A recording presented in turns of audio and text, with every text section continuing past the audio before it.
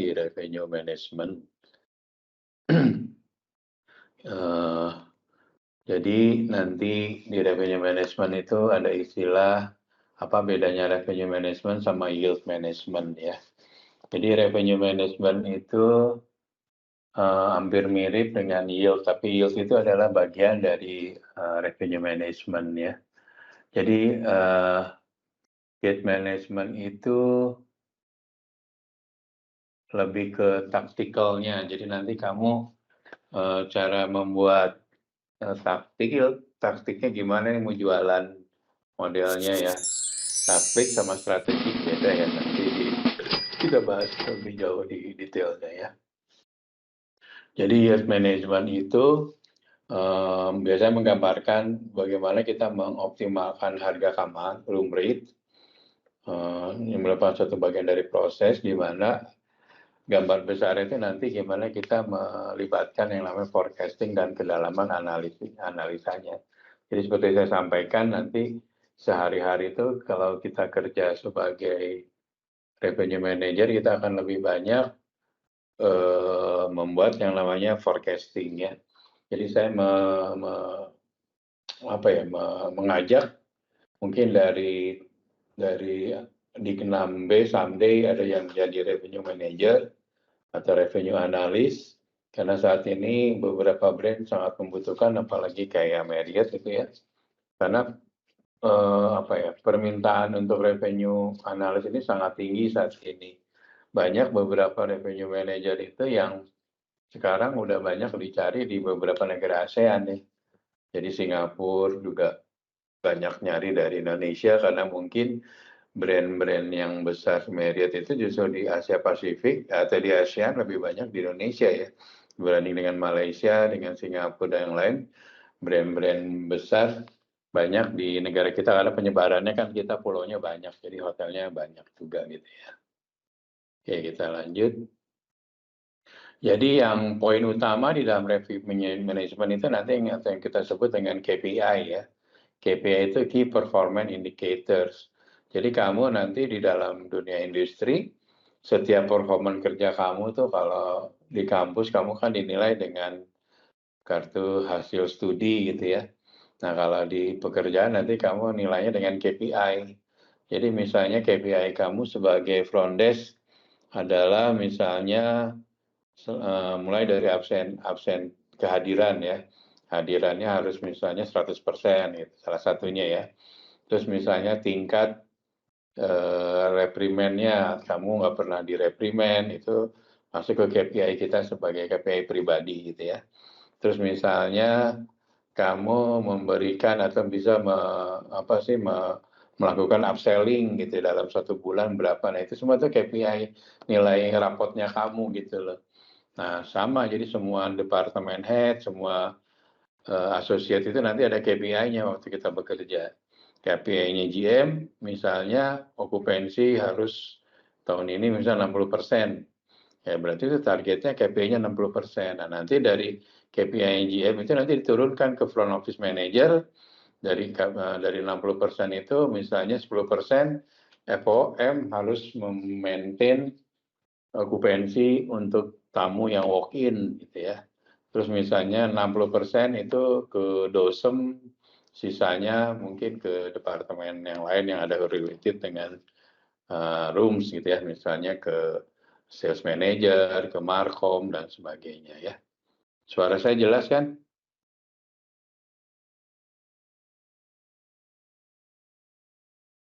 Suara saya jelas ya? Nah, selanjutnya salah satu KPI di dalam revenue management adalah namanya occupancy rate ya. Jadi nanti occupancy rate itu menjadi tolak ukur yang awal, yang sangat utama gitu ya. Nanti pasti kita membandingkan berapa sih occupancy rate hari ini, berapa occupancy rate-nya nanti 3 minggu ke depan, sebulan ke depan, next 3 month, atau full year selama setahun kita kira-kira di forecast-nya occupancy-nya berapa. Misalnya budgetnya occupancy 84%, tapi per hari ini di tanggal 5 Februari kayaknya kita closing-nya nggak nyampe 84 gitu. Nah itu namanya forecasting ya.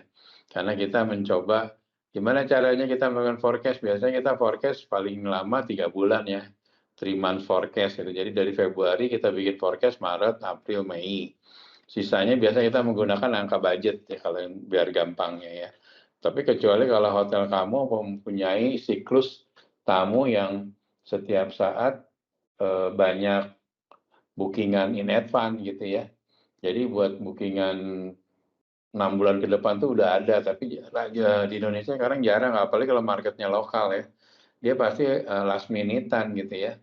Beda mungkin kalau hotel di luar negeri atau Eropa yang hotelnya okupansinya tinggi, jadi orang jauh-jauh hari untuk bookingnya gitu ya, supaya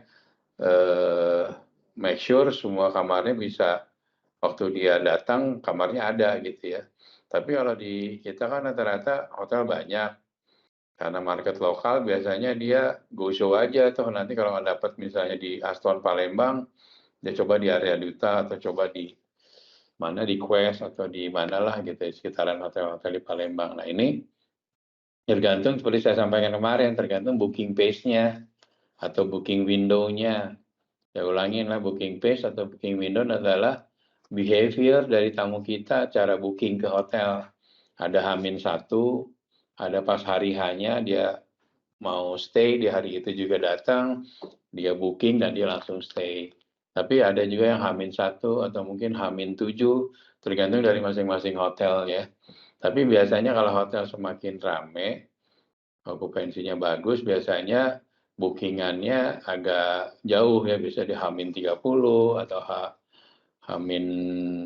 lebih lama lagi mungkin memungkinkan ya, karena namanya karena kondisinya okupansinya tinggi, terus demand-nya juga sangat tinggi, jadi orang atau tamu yang mencoba stay di situ harus jauh-jauh hari gitu, nggak bisa go show gitu, karena tidak selalu kamarnya tersedia gitu ya.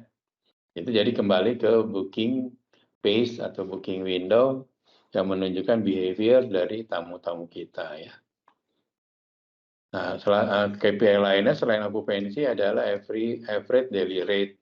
Beberapa hotel menyebutkannya IRR ya, average room rate, sama aja, cuman beda istilahnya ya. Biasanya average daily rate itu hotel-hotel yang brand dari Amerika tuh ya, menyebutnya ADR.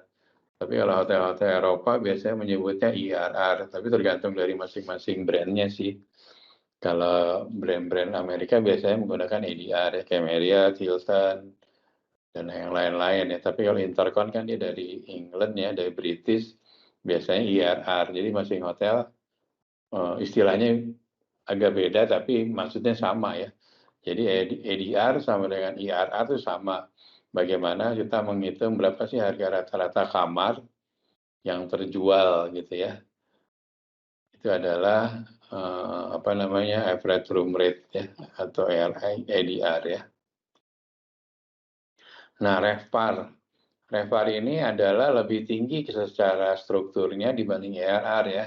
Karena dengan RevPAR yang tinggi, artinya dia dapat dua-duanya tuh, okupansinya tinggi, terus juga harga average daily rate atau average room rate-nya juga tinggi. Jadi biasanya nanti kalau untuk investasi ditanya berapa sih kamu RevPAR-nya gitu ya. Biasanya orang sebagai investor lebih mementingkan RevPAR dibanding ARR ya. Tapi kalau untuk operation biasanya IRR yang lebih dominan ya. Nah, RevPAR itu revenue per occupied room. Jadi nanti kita bangun tahu berapa rata-rata satu kamar yang terjual tuh revenue per occupied-nya berapa sih gitu ya. Ini untuk menunjukkan cost atau expense yang ada di dalam hotel tersebut ya. Sebenarnya di dalam hotel itu yang ada nggak ada cost sih, namanya expense semua, teman. Kadang orang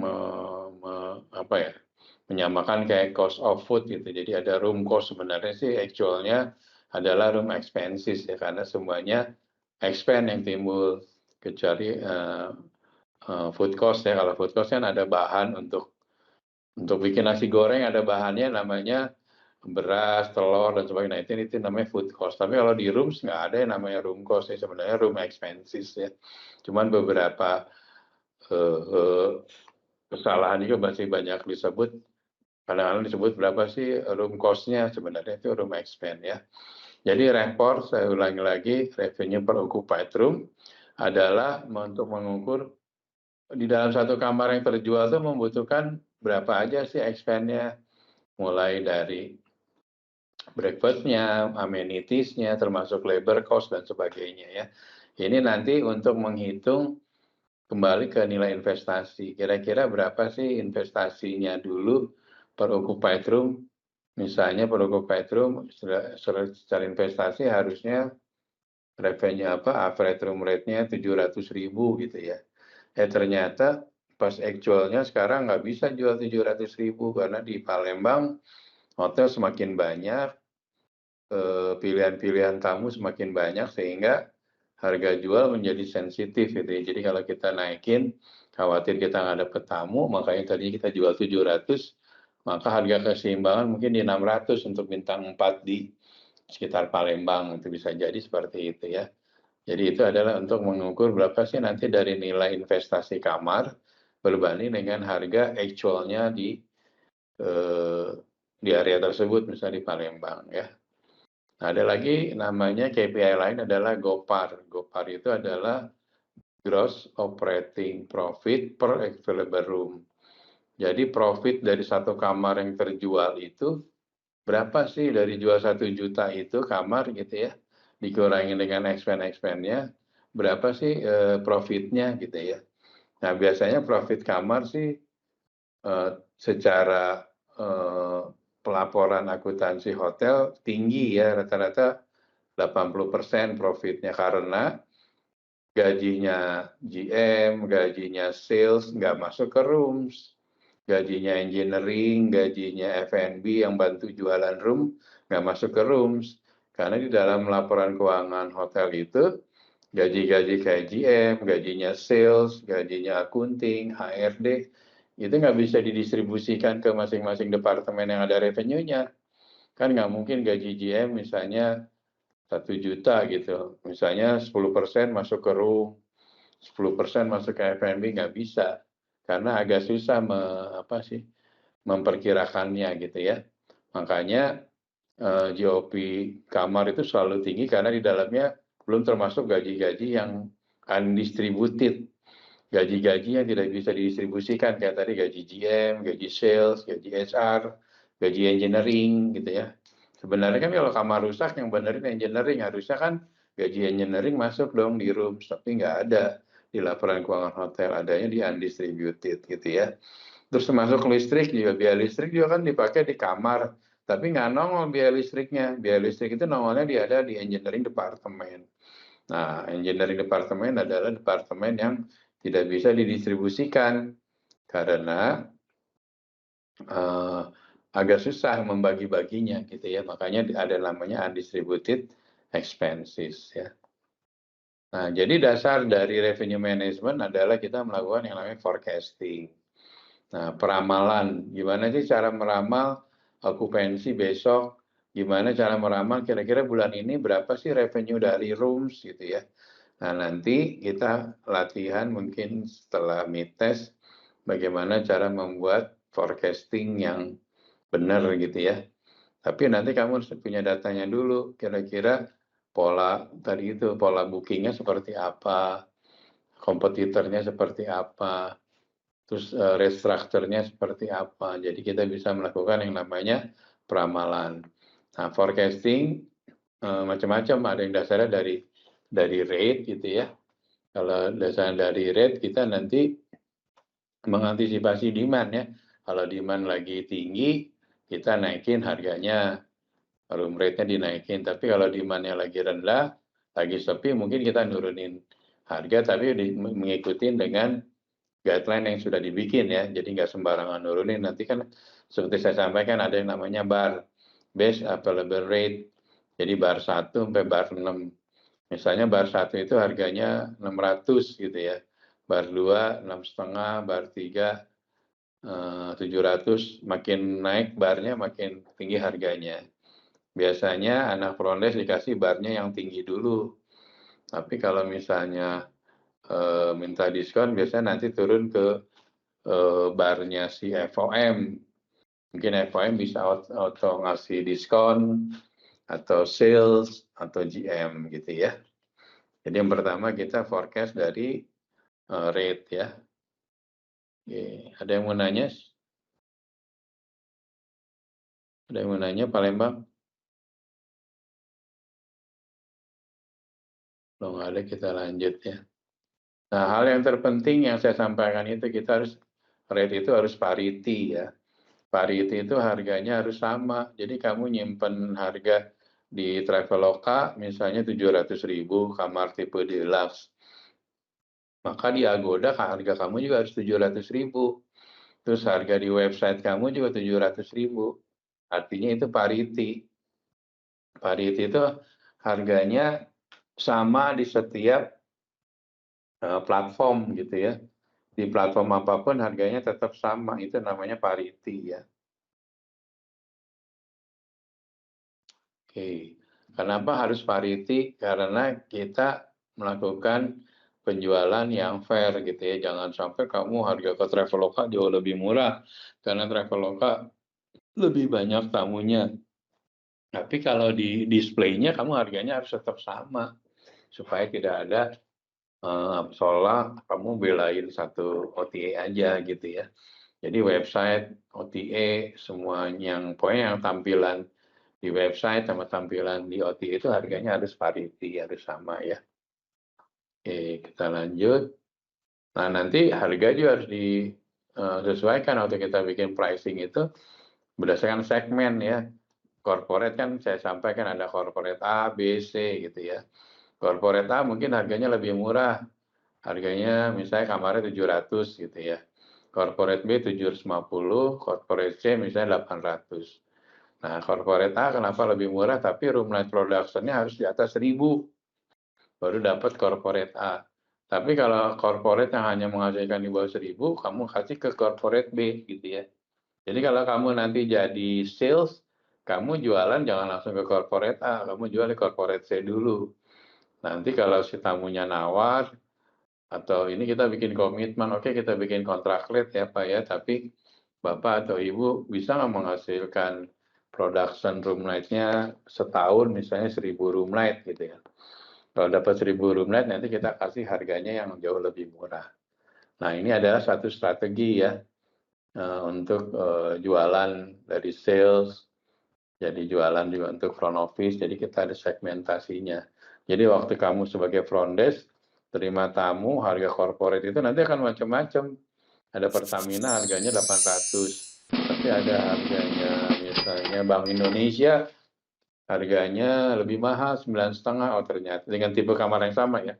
Oh ternyata memang production-nya kan di situ Pertamina lebih banyak misalnya di Palembang gitu ya. Nah, kadang-kadang kita melakukan diskon code ya untuk direct booking. Direct booking itu kalau tamu langsung booking ke websitenya kita. Misalnya ke Aston, websitenya Aston Palembang gitu. Atau ke Arya Duta, websitenya langsung. Biasanya kita memberikan diskon dengan apa? Dengan harapan nanti tamunya loyal langsung booking, direct booking, tidak melalui OTA lagi. Karena kalau lewat OTA kan hotel akan harus membayar commission ya ke OTA-nya. Tapi kalau kita punya website, tamunya booking langsung, kita nggak usah motong lagi untuk bayar komisi, karena website-nya kan punya kita, gitu ya. Oke. Selanjutnya, dalam melakukan strategi harga, kita bisa membuat yang namanya packet room deal ya. Packet room deal macam-macam ya. Ada kamu misalnya, nih untuk grup booking gitu ya. Kita grup booking misalnya kamu ada grup auditor gitu dari bank mana ya, bank BNI gitu ya. Misalnya BNI auditornya nginep di hotel kamu. Pesertanya ada 10 orang, 2 minggu, kamu bundling harganya. Jadi kamar including dinner, including laundry dan sebagainya. Nah, itu mungkin akan jauh lebih murah dibanding si orang BNI tadi nginep, kamarnya sendiri, terus makannya sendiri, apa namanya, laundry sendiri. Kalau di bundling atau di package, nanti mungkin jauh lebih murah. Jadi ada diskon di laundry-nya atau diskon di F&B-nya ya. Ini adalah salah satu contoh strategi dari sisi harga ya. Nah, kadang-kadang di dalam revenue management atau di dalam hotel operation itu, kadang-kadang kita kan tidak bisa memilih ya tamu ya, pada saat tamunya udah penuh, tiba-tiba kamar tinggal satu nih misalnya, tapi udah keburu masuk dengan harga 800, tiba-tiba ada tamu lagi datang, dia berani bayar di harga 1 juta ke atas. Nah, itu yang namanya bahwa kamar itu perishable, jadi hari ini terjual, ya udah nggak bisa dijual lagi di hari ke depan.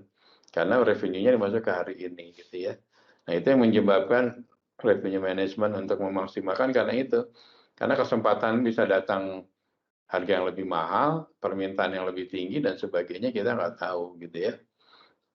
Atau pada kamar yang terakhir dijual, tiba-tiba ada telepon masuk, pakai grup yang lebih besar, harga yang lebih besar.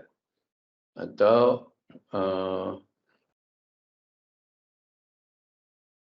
ya kadang-kadang itu yang harga tadi.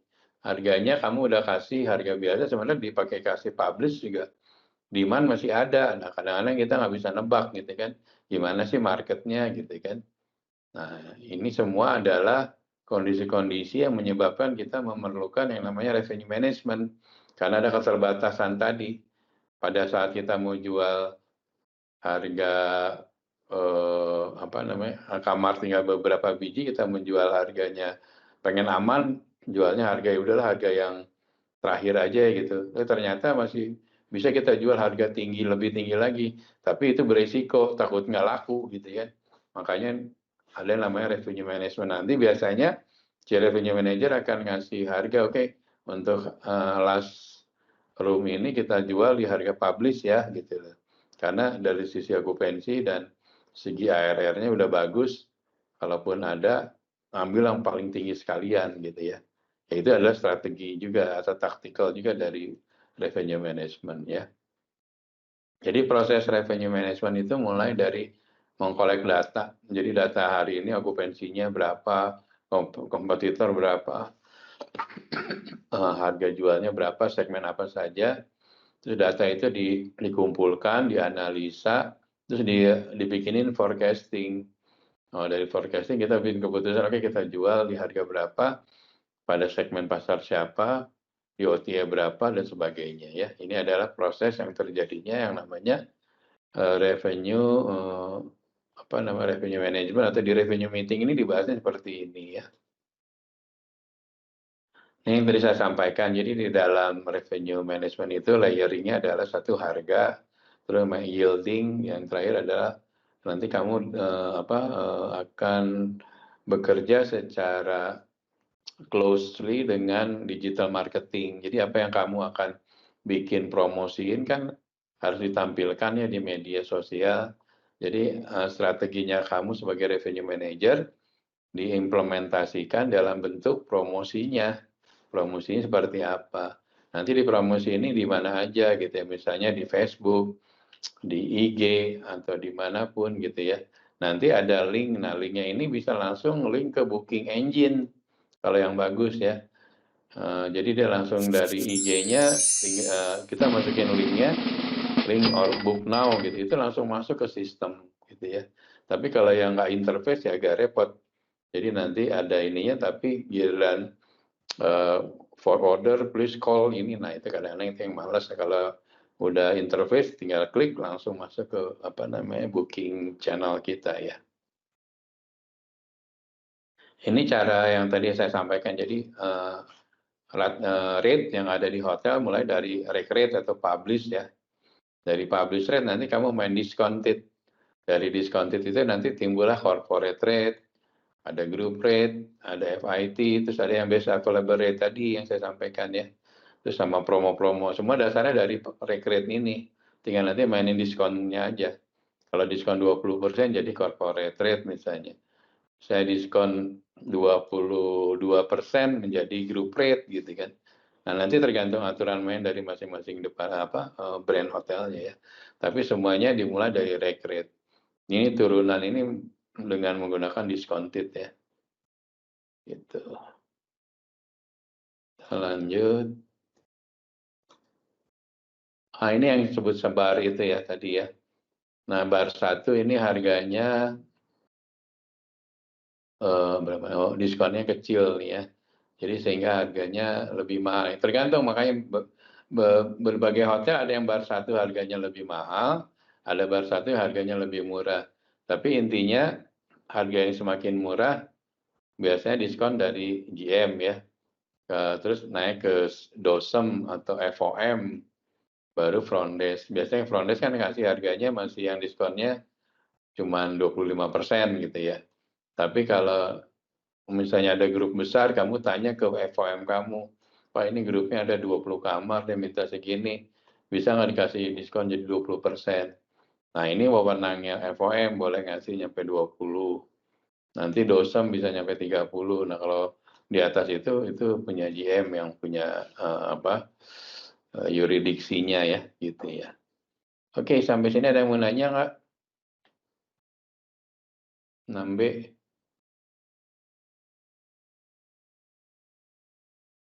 Halo. Jelas nggak? Untuk sekarang belum, Mbak. Oke, kalau nggak ada, kebetulan saya ada meeting jam 2, nanti rekamannya saya share ya. Minta tolong itu ketua kelas nanti di WA ke saya ya yang nggak hadir ya. Sama foto Baik, ininya Pak. ya.